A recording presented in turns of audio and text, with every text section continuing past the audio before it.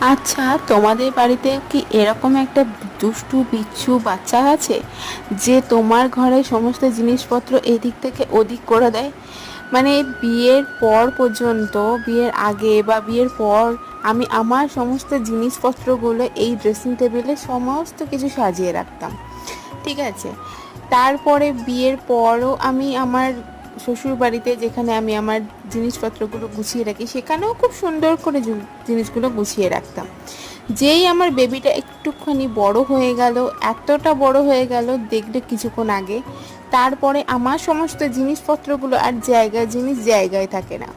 এই যে ড্রেসিং টেবিলের জিনিসপত্রগুলো তো ড্রেসিং টেবিলে থাকা উচিত, কিন্তু না, আমার ঘরের জিনিসপত্রগুলো এখন এই শোকেসের মাথায় থাকে।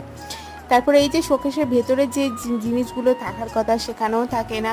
মা সমস্ত কিছু জিনিসপত্রগুলো নিয়ে ব্যাগের মধ্যে ঢুকিয়ে রেখেছে। কি কাণ্ড!